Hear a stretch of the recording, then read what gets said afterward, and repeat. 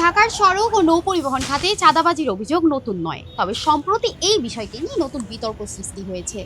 সড়ক, রেল ও নৌ পরিবহন মন্ত্রী শেখ রবিউল আলম সংবাদ সম্মেলনে বলেছেন, মালিক ও শ্রমিক সংগঠনের নামে যে অর্থ তোলা হচ্ছে তা জোর করে আদায় করা হয় না।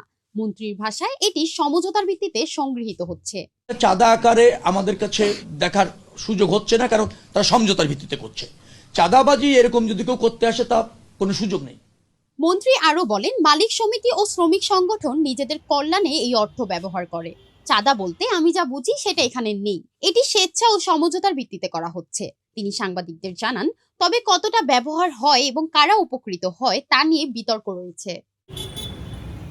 পরিবহন খাতের বিশেষজ্ঞরা মনে করেন, দেশে বছরে প্রায় 1000 কোটি টাকা চাঁদা নেওয়া হয়। এটি পরিবহন খাতের বিশৃঙ্খলার মূল কারণ। তারা বলেছেন, চাঁদাবাজি বন্ধ না হলে সড়কে শৃঙ্খলা আনা সম্ভব হবে না। এই বিষয়ে ট্রান্সপারেন্সি ইন্টারন্যাশনাল বাংলাদেশ টিআইবি উল্লেখ করেছে, যে কোনো আয়ের উৎস স্বচ্ছ না হলে তা দুর্নীতি ও অপব্যবহারের সুযোগ তৈরি করে। সমঝোতার আড়ালে অর্থ আদায় কোনোভাবেই গ্রহণযোগ্য নয়।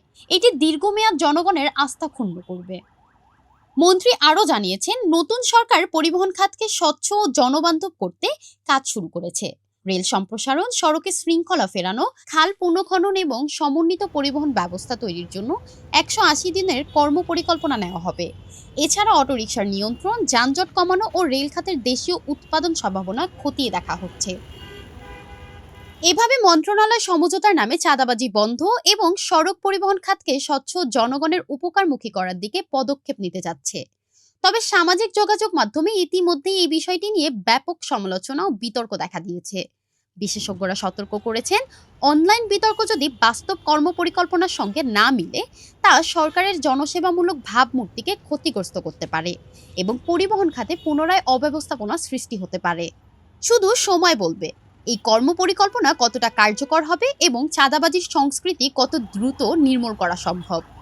শিমু আক্তার, RTNN।